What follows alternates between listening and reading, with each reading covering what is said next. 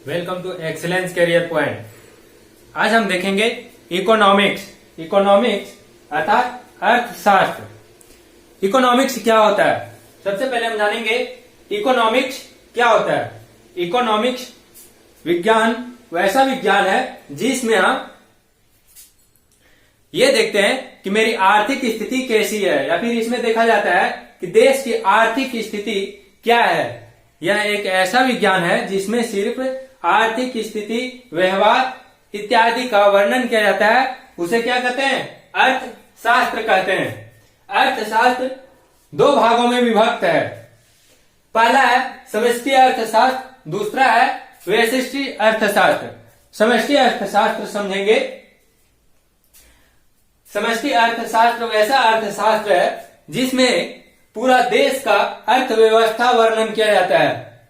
समष्टि अर्थशास्त्र में हमारे देश की आर्थिक बेरोजगारी जो है, बेरोजगारी हो गया, या फिर इसमें कितना आय आया, कितना व्यय हुआ, या जो है वो सिर्फ इसमें वर्णन होता है। व्यष्टि अर्थशास्त्र में होता है एक व्यक्ति का आय क्या है, उसका व्यय क्या है, या उसका जो क्या कह सकते हैं व्यापार कैसा है, ये सब जिसमें वर्णन होता है उसे व्यष्टि अर्थशास्त्र कहते हैं। दोनों में अंतर, समष्टि अर्थशास्त्र में संपूर्ण देश का समष्टि अर्थशास्त्र में होता है। व्यष्टि अर्थशास्त्र में सिर्फ एक व्यक्ति का सिर्फ होता है, इसमें व्यक्तिगत होता है, इसमें समष्टि में पूरा देश का होता है। समष्टि अर्थशास्त्र पूरे देश की अर्थव्यवस्था है।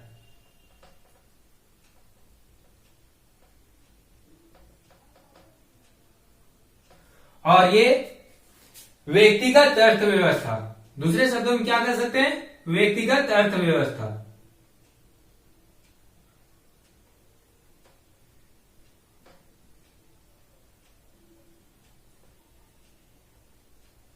व्यक्तिगत अर्थव्यवस्था। आप तो जान गए इकोनॉमिक्स दो भागों में विभक्त है। हाँ, नोट कीजिएगा, इकोनॉमिक्स का पिता किसे कहा जाता है?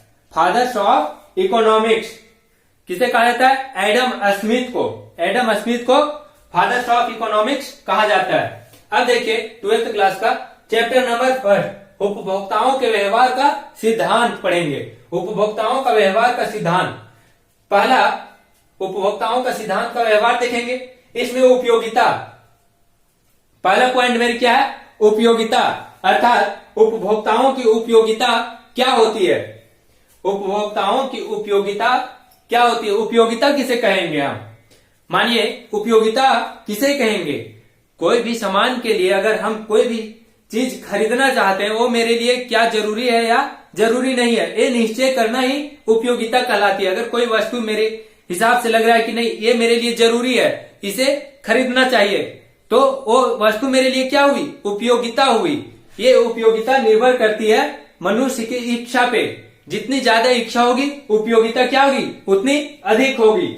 उपयोगिता को दो भागों में बांटा गया है। पहला गुणवाचक उपयोगिता, दूसरा क्रमवाचक उपयोगिता। गुणवाचक उपयोगिता क्या है? गुणवाचक उपयोगिता में किसी संख्या या किसी संख्या के द्वारा जो होता है उपयोग में लाया जाता है, उसे क्या कहेंगे? गुणवाचक उपयोगिता। गुणवाचक उपयोगिता दो भाग में फिर बांटा गया है। गुणवाचक उपयोगिता दो भाग में बांटा गया है। पहला कुल उपयोगिता, दूसरा सीमांत उपयोगिता। कुल उपयोगिता में आएगा, कुल उपयोगिता में कि कोई अपने सिर्फ एक वस्तु जिसे उसे खरीदना चाहता है, उसे सिर्फ कुल उपयोगिता में रखा जाता है। अगर मुझे कोई सामान खरीदना है या कोई मेरे लिए ज्यादा जरूरी है, उसे खरीदना है, ठीक है, वो संपूर्ण क्या होगा? मेरे लिए कुल उपयोगिता में आएगी। जैसे मान के चलिए कोई वस्तु ले लेते हैं कि ये पेन का दाम 5 रुपया है, ठीक है, इसके साथ ये पेन भी 5 रुपया में। अगर दोनों पेन हम एक साथ में खरीद रहे हैं तो हमको कितना देना पड़ रहा है? 10 रुपया। लेकिन अगर तीसरा पेन हम खरीद रहे हैं, ठीक है, मान के चलिए बोला गया कि नहीं हम ये एक पेन और साथ में देंगे, लेकिन अगर 15 रुपये नहीं, सॉरी 5 5 10 हुआ, ये 5 15 हो रहा है, लेकिन 15 रुपये नहीं, आपको सिर्फ 12 रुपये देना होगा। ठीक है, बाकी जो 3 रुपये बच रहे हैं, ठीक है, इसमें 3 रुपये बच रहा है ना, तो ये 3 रुपये जब बचते हैं वो किस में आएगा, सीमांत उपयोगिता में। अगर सिर्फ पूरा पे करना पड़ रहा है, हमें पूरा कीमत चुकानी पड़ रही है, वो कुल उपयोगिता हुई, टोटल, कि टोटल हमें देना है। लेकिन अगर किसी ऑफर या कोई भी है उसे पे करना पड़ रहा है, सीमांत उपयोगिता हुई। अगर कोई वस्तु, मानिए उदाहरण में हमें खरीदना है 1 केजी कोई भी चीनी, ठीक है, 1 केजी चीनी खरीदना है, वो मेरे लिए उपयोगिता हुई कि हमें चीनी जरूरी है, हमें खरीदना है। लेकिन गुणवाचक में कि हमें 1 केजी ही खरीदना है, ना कि पूरा 1 डब्बा खरीदना है। अगर डब्बा खरीदना होता तो क्रमवाचक में आता, पूरा बंडल खरीद रहे हैं, लेकिन सिर्फ हमें 1 केजी खरीदना है तो गुणवाचक में आया। अब गुणवाचक में हमें सिर्फ 1 केजी खरीदनी है तो कुल उपयोगिता में आएगा या सीमांत उपयोगिता में, वो तो हम 1 केजी ही खरीद रहे हैं, उसके साथ कोई ऑफर एड नहीं है, टोटल खरीद रहे हैं तो कुल उपयोगिता हुई। हाँ, लेकिन 1 केजी चीनी के साथ अगर हमें कुछ और ही ले रहे हैं, जैसे मान के चलिए कि 1 केजी चीनी है, उसके साथ 1 केजी दाल भी ले रहे हैं, 2 केजी हुआ, दोनों 1 केजी चीनी का दाम 40 रुपया, 1 केजी दाल का दाम 40 रुपया, लेकिन हमें दोनों लेने के बाद वो टोटल कितना में मिल रहा है, 30 रुपये में। तो सीमांत उपयोगिता हुई कि 1 के साथ 1 आपको दिया जा रहा है, लेकिन उसके वैल्यू जो उसका मूल्य है उसमें आपको छूट दे के दिया जा रहा है, वो मेरा क्या हुआ, सीमांत उपयोगिता।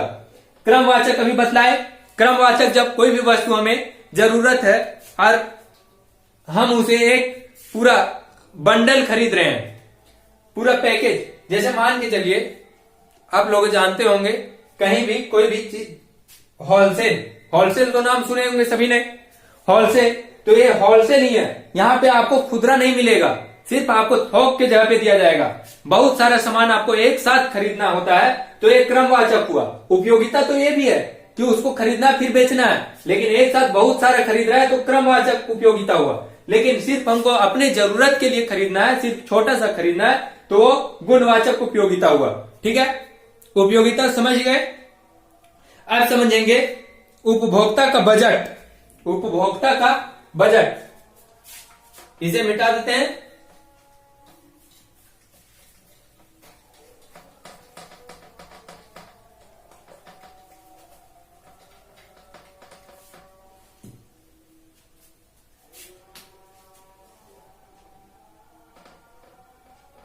उपभोक्ता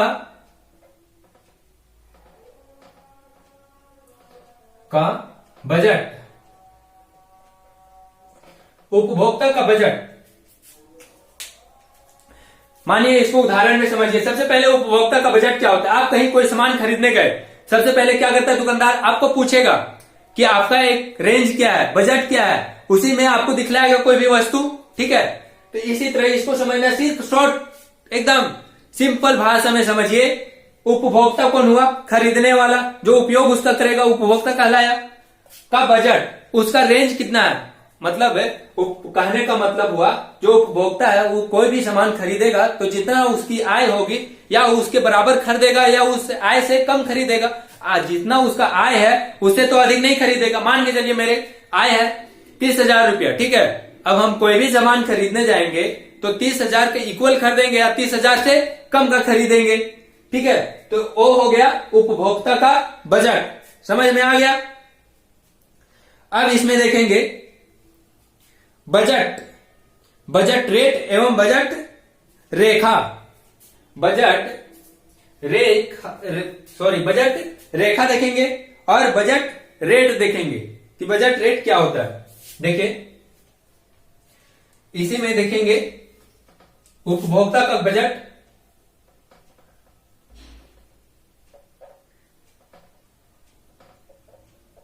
बजट और उपभोक्ता का रेखा दोनों एक ही है, सॉरी दोनों रेखा एवं बजट दोनों एक है। अभी हम क्या बतलाए, उपभोक्ता का बजट, उपभोक्ता का कितना बजट होगा कि वो कितना वस्तु खरीदेगा। अगर हम कोई सामान खरीद रहे हैं, चाहे वो गुणवाचक में हो या फिर सीमांतवाचक में हो या सॉरी क्रमवाचक में हो, लेकिन हम मेरा जितना आय है उससे ही अपेक्षा खरीदेंगे या फिर उसके इक्वल या फिर उससे कम। तो यही होता है बजट कि मेरा कितना का रेंज है। अब समझ में आ गया क्या है। अब देखेंगे नेक्स्ट मांग। मांग वक्र और मांग का नियम। पहले मांग देखेंगे। मांग उपभोक्ता का मांग। सिंपल भाषा में समझिए मांग का मतलब क्या होता है। ये ओल मांग नहीं समझ लीजिएगा, ठीक है। ये मांग है उपभोक्ताओं की वस्तु की खरीदने की अपेक्षा कितनी है, वो मांग है। दूसरा मांग मत समझ लीजिएगा, ठीक है। चलिए मांग समझेंगे। मांग क्या होता है। कोई भी उपभोक्ता कहीं भी कोई भी वस्तु खरीदने गया, वो सबसे पहले दुकानदार से क्या मांग करेगा, ठीक है, कि हमें ये वस्तु चाहिए। अब वो दुकानदार सोचेगा कि मेरे पास कितना आदमी आ रहा है एक वस्तु खरीदने के लिए, कि हमें और जरूरत होगी, इस वस्तु को मंगाना होगा या फिर इसका रेट फिक्स करना होगा, रेंज फिक्स, उसका विक्रय मूल्य फिक्स करना होगा। वो सिर्फ सब किस पे निर्भर करता है, मांग पे निर्भर करता है, ठीक है। समझिए उदाहरण के तौर पे एक पेन का दाम 10 रुपया, इसे 10 कोई खरीदना चाहता है और मेरे पास सिर्फ एक पेन है। अब हम क्या करेंगे, या फिर 10 रुपए में इसे हम बेच देंगे या फिर इसका दाम बढ़ा के 10 की जगह पे 100 रुपया कर देंगे। दाम तो सिर्फ इसे मेरे खरीदने का कितना है, 10 रुपया, लेकिन जब बेचने गए तो ये डिपेंड किस पे हुआ, देख रहे हैं कि खरीदने वाला कितना है, बहुत ज्यादा है और मेरे पास लास्ट एक पेन बचा हुआ है, तो या फिर हम इसका वृद्धि करेंगे, ठीक है। वृद्धि कर सकते हैं क्योंकि हमें ज्यादा लाभ चाहिए। कोई भी बिजनेस क्यों करता है, ज्यादा लाभ के लिए। अर्थव्यवस्था क्या है, अर्थशास्त्र हम पढ़ रहे हैं, इसमें भी क्या होता है, सारा कोई जब बिजनेस, इसमें बिजनेस ही होता है ना, अपना अर्थव्यवस्था को प्रोसीड करता है, ऊपर उठाने की कोशिश करता है, इसीलिए तो अर्थव्यवस्था है, इसमें आर्थिक स्थिति का सुधार होता है। तो हम क्या करेंगे, इसे 10 रुपए की जगह पे 100 रुपए हम देंगे। अब मान के चलिए मेरे पास 100 पेन है, खरीदने वाला एक है, आया बोला भैया पेन दीजिए। मेरे पास तो बहुत सारा पेन है, हम जान रहे हैं कि इसका खरीद मूल्य कितना है, 10 रुपया। हम क्या करेंगे, बोलेंगे ठीक है लो 10 रुपया में। वो बोल रहा है कि नहीं हमें 8 रुपए में चाहिए, लेकिन ज्यादा माल होने के चलते हम क्या करेंगे, हो सकता है कि हम 8 रुपए में भी दे दें इसे। 2 रुपया मेरा लॉस भी हो रहा है लेकिन फिर भी दे देंगे। यहाँ पे क्या हुआ, देखेंगे कि जब उपभोक्ता का संख्या ज्यादा रहा, ठीक है, और उपयोग मतलब जो भी माल मेरे पास है वो कम था, तो क्या हुआ, मूल्य में वृद्धि हुई। वृद्धि हुआ ना, 10 के जगह पे हम क्या किए, 100 किए। लेकिन जब उपभोक्ता में वृद्धि होती है और उत्पादन में, उपभोक्ता में कमी होती है और उत्पादन में क्या होती है, वृद्धि। एक के जगह पे मेरे पास 2 पेन है, खरीदने वाला कोई नहीं, यहाँ पे क्या हुआ, उपभोक्ता में कमी आ गई है और उत्पादन वृद्धि है। उस टाइम क्या होगा, मूल्य में कमी आएगी। जस्ट अपोजिट चलता है। मांग को समझ गए, मांग क्या है। अब मांग का नियम,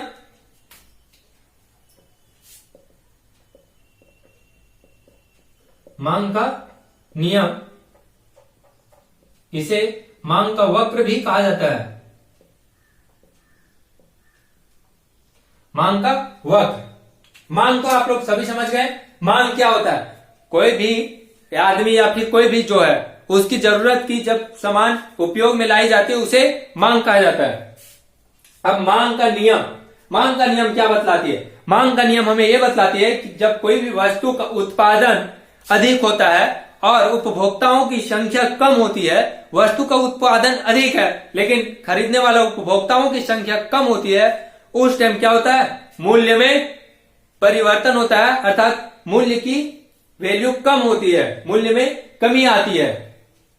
लेकिन जब मांग में वृद्धि हुई, मांग बहुत ज्यादा और उत्पादन में कमी हुई, मांग बहुत ज्यादा हुआ और उत्पादन में कमी हुई, वैसी स्थिति में जो है मूल्य क्या होगा, वृद्धि करेगा, मूल्य में वृद्धि होगी। देखिए क्या बोले हम मांग के नियम में, जब उत्पादन अधिक होगा और उपभोक्ता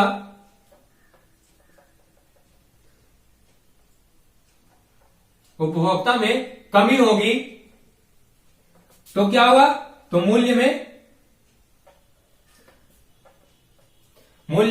उपभोक्ता में कमी हो गई, उत्पादन अधिक था, उपभोक्ता में कमी हो गई, मूल्य में भी कमी आएगी, मूल्य में कमी हो जाएगी। जैसे कोई पेन 1 रुपये का था, अब उसे कितना में बेचेंगे? हो सकता है कि 50 पैसे में ही दे दे। ठीक है, ये मेरा पहला। दूसरा पॉइंट था, जब उत्पादन कम होगा, जस्ट अपोजिट, उत्पादन कम होगा और उपभोक्ता में वृद्धि होगी, उपभोक्ताओं की वृद्धि होगी,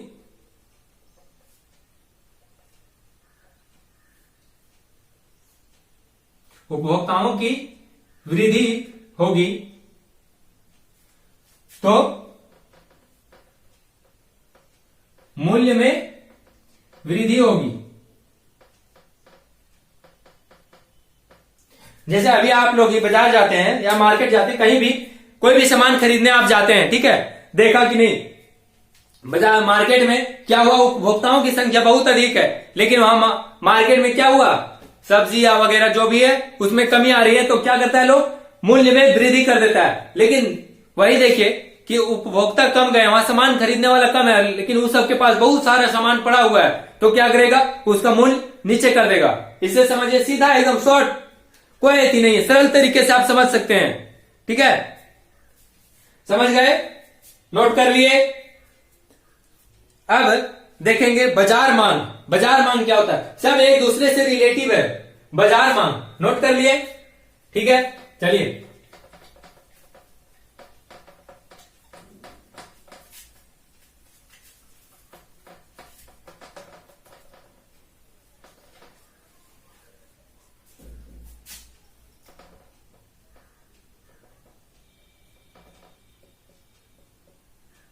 बाजार मांग, आखिर बाजार मांग क्या है?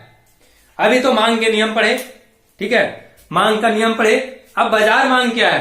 बाजार मांग भी सेम है, एक दूसरे से रिलेटिव है। अभी हम बात किए थे बाजार का, मार्केट का, कि मार्केट में आप गए, वहां देखे क्या कि उपभोक्ता अधिक है, मेरे पास जो उत्पादन वाला सब्जी साग जो भी था उसमें कमी है, हम क्या करेंगे, मूल्य में वृद्धि करेंगे। ये किस पे डिपेंड करता है? बाजार मांग, मांग के नियम पे डिपेंड होता है, पूरा फुली डिपेंड होता है। बाजार मांग है तो मांग के नियम पे कि उपभोक्ता कितनी संख्या में आए, कितनी संख्या में नहीं है। अगर मेरे पास उत्पादन बहुत ज्यादा हुआ है और उपभोक्ता बहुत कम है, उस सिचुएशन में हम क्या करेंगे, उपभोक्ता में जब कमी होती है तो मूल्य में भी कमी होगी। अगर उपभोक्ता बहुत ज्यादा है, मेरे पास उत्पादन कम हुआ है, तो क्या करेंगे, मूल्य में वृद्धि कर देंगे। ठीक है, बाजार का मांग में भी समझ गए, एकदम सरल तरीके से समझिए, उदाहरण के थ्रू, उदाहरण से आपको समझना है कि बाजार मांग क्या होता है। बाजार मतलब बाजार हुआ, मांग का मतलब मांग हुआ। बाजार में मांग अथवा मेरा उपयोग करने के सामान अगर उसमें वृद्धि होता है, ठीक है, तो बाजार पे असर पड़ेगा। ठीक है, आप जाते हैं बाजार गए, मार्केट गए, वहां देख रहे हैं कि सब्जी थोड़ा सा बचा हुआ है, ठीक है, आपको खरीदना है, वो क्या करेगा, 5 का था अब बोलेगा 10, वो जान रहा है क्योंकि इसको जरूरी है, आपको जरूरी तभी ना वहां गए हैं।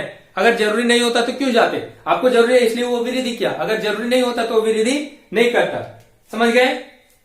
अब बात करते हैं मांग की लोच। मांग की लोच क्या होती है?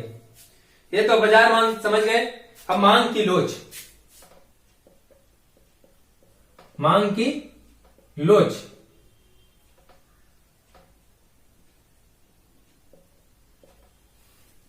मांग की लोच आखिर क्या होती है?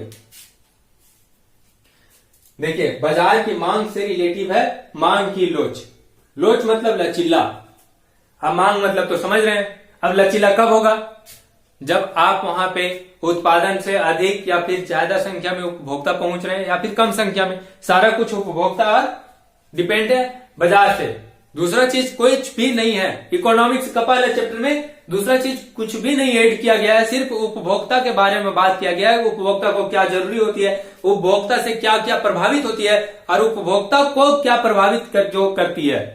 हमने देखा कि उपभोक्ताओं को सबसे पहले बाजार का जो मांग या उत्पादन होता है वो प्रभावित करती है। उसके मूल्य का निर्धारण कौन करता है? उपभोक्ता ही मूल्य का निर्धारण करते हैं। ठीक है, यही सब आपको देखना है। अब देखेंगे मांग की लोच। मांग की लोच क्या होती है? मांग की लोच हम जानेंगे। मांग की लोच जो है, ठीक है, मांग की लोच जो है वो बाजार के मूल्य, ये डिपेंड करता है कि बाजार में कितनी संख्या में उपभोग करने के लिए उपभोक्ता आए हुए हैं।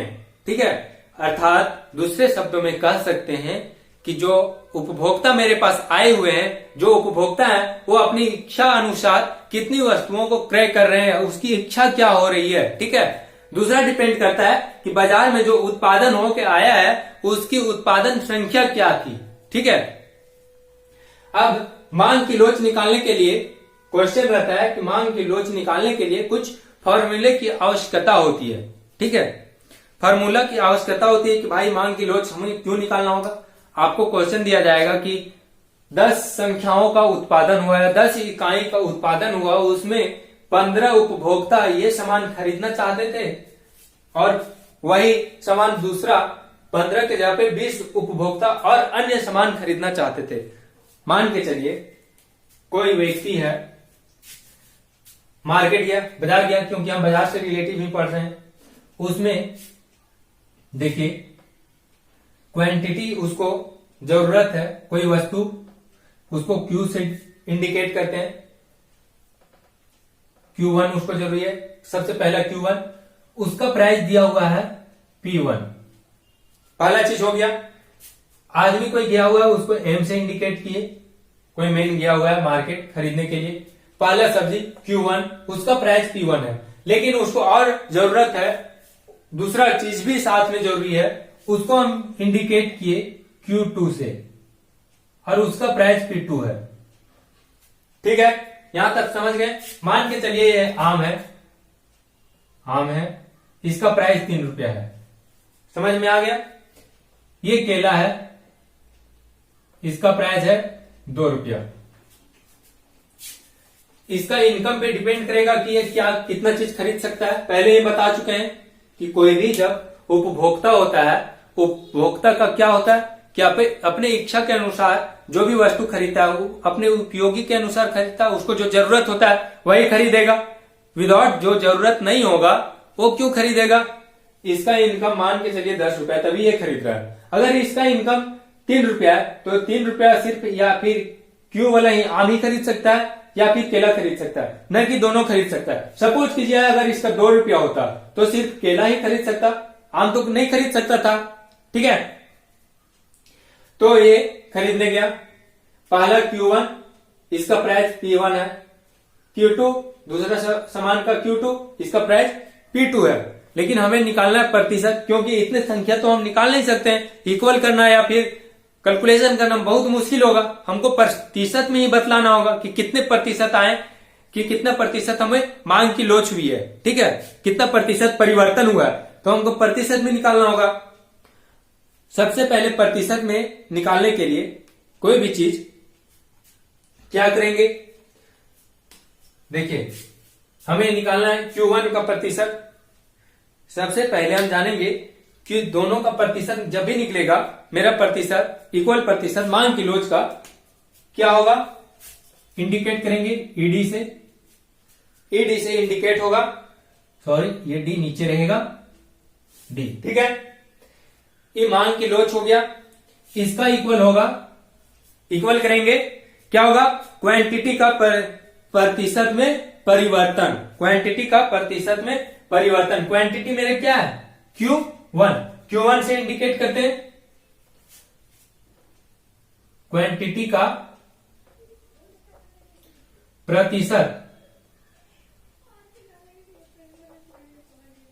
प्रतिशत में परिवर्तन, क्वांटिटी का प्रतिशत, प्रतिशत में परिवर्तन, प्रतिशत में परिवर्तन। अब बोला क्वांटिटी में प्रतिशत का परिवर्तन, अब नीचे क्या आएगा, ठीक है, तो ये मेरा यहां पे आएगा प्राइस में, प्राइस पी से इंडिकेट के प्राइस का, ठीक है, प्राइस का प्रतिशत परिवर्तन, प्रतिशत में परिवर्तन, प्रतिशत में परिवर्तन। अब तो ये तो मेरा संख्या दिया हुआ है, यहां तो मेरा कुछ भी नहीं दिया हुआ है कि प्रतिशत में नहीं दिया हुआ है। इसे पहले हम प्रतिशत में कन्वर्ट करेंगे। ठीक है, प्रतिशत में कैसे कन्वर्ट करेंगे? तो पहले क्वांटिटी को क्या करेंगे? देखिए, क्वांटिटी को प्रतिशत में बदलने के लिए पहले क्या करेंगे? Q2 क्वांटिटी नंबर 2 को क्वांटिटी नंबर 1 से माइनस करेंगे, डिवाइड करेंगे किसको? क्वांटिटी 1 से, परसेंटेज के लिए 100। ठीक है, इस तरह माइनस करेंगे, परसेंटेज करेंगे। क्वांटिटी कितना है मेरा? क्वांटिटी मेरा कितना है? 2 3 माइनस सॉरी क्वांटिटी 2 मेरा क्या है? मान के चलिए 1। ये कितना है? क्वांटिटी 2, ये मेरा 3 दिया हुआ रहेगा आपको कि इतना क्वांटिटी में 2 क्वांटिटी है, 2 लिखे, माइनस का चिन्ह। क्वांटिटी 1 कितना है? 3 है, बटा क्वांटिटी 2 कितना है? 2 सॉरी क्वांटिटी 1 कितना है? 3 इंटू 100 आ गया। अब हम क्या करेंगे? डिवाइड करेंगे, सॉल्व करेंगे। पहला कितना हो जाएगा? 2 में से 1 गया, क्या होगा? -1 इंटू 3 100 डिवाइड होगा, डिवाइड करेंगे, डिवाइड हो रहा है? नहीं हो रहा है। ये क्या होगा? यहां पे आएगा -100 इक्वल टू -100 बटा 3। ये मेरा तो प्रतिशत आ गया, प्रतिशत आ गया, इतना प्रतिशत। ठीक है, उसी तरह इसका निकालना है पी प्रतिशत में, पी प्रतिशत का निकालना है सेम। इसका क्या करेंगे?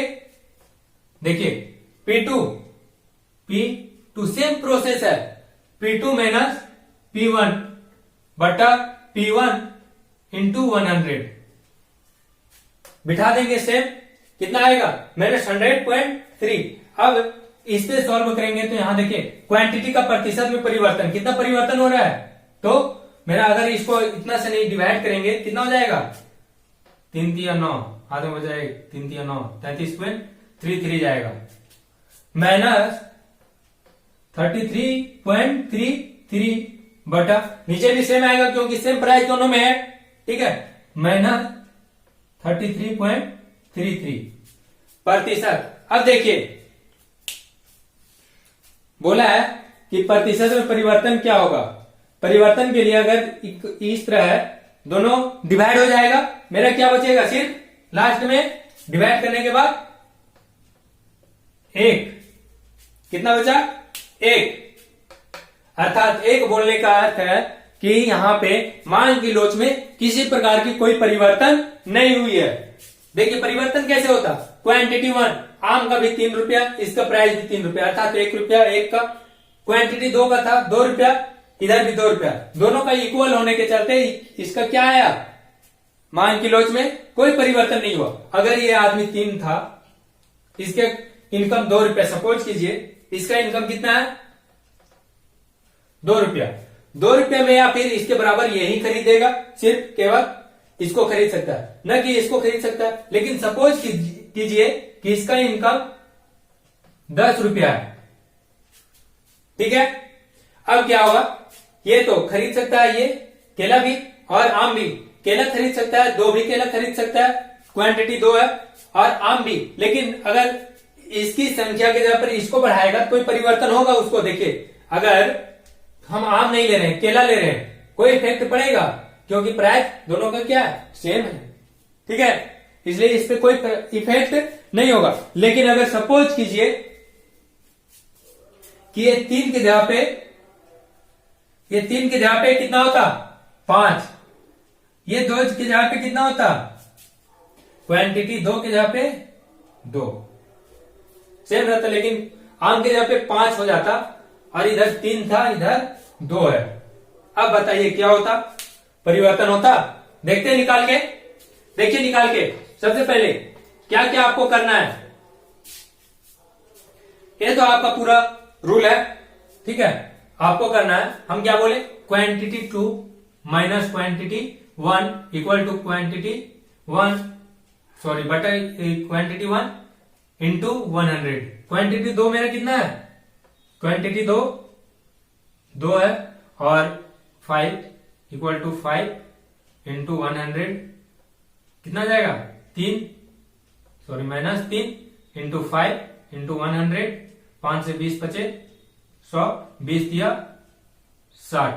ठीक है, अब दूसरा P1 P2 करेंगे तो P2 P1 कितना जाएगा P2 और माइनस P1, और इसका क्या हो जाएगा P1 इंटू 100। अब देखिए ये 3 है, ये कितना है 2 है। देखिए 2 माइनस 3 बटा P1 है, P1 कितना है मेरा 3, इसको 3 के जगह पे कितना कर देते हैं 10। ठीक है, अब यहां पे क्या हो जाएगा 10 इंटू 100। अब कटेगा, देखिए 2 में से 3 जाएगा -1 बटा 10 से कम 10 10 है 100, 10 10 है 100। 10 को -1 से करेंगे क्या हो जाएगा 10। बोला है P1 बराबर कितना आ गया 10। अब देखिए यहां नहीं लिखते हैं, यहां पे P1 बराबर 10। बोला क्वांटिटी का प्रतिशत में परिवर्तन कितना हुआ है -60 बटा -10, 10 से कम 10 10 छक 60, कितना परिवर्तन हुआ है 6। कितना परिवर्तन हुआ है 6%, सॉरी यहां प्रतिशत लगेगा, 6% का परिवर्तन हुआ है। ठीक है, बोलेगा कि उपभोग मांग की लोच में कितने प्रतिशत का परिवर्तन हुआ है 6% का परिवर्तन हुआ है। अब आपको समझ में आ गया कैसे इसको निकालना है। ठीक है, सारा समझ में आ गया। चलिए आज तक के लिए इतना ही। और यह आपका उपभोक्ता के व्यवहारों का सिद्धांत का चैप्टर पूरा खत्म हो चुका है। ठीक है, अगले नेक्स्ट क्लास में बात करेंगे नेक्स्ट दूसरा चैप्टर के बारे में। ठीक है, तब तक के लिए हमारे साथ बने रहें एक्सीलेंस करियर पॉइंट पर।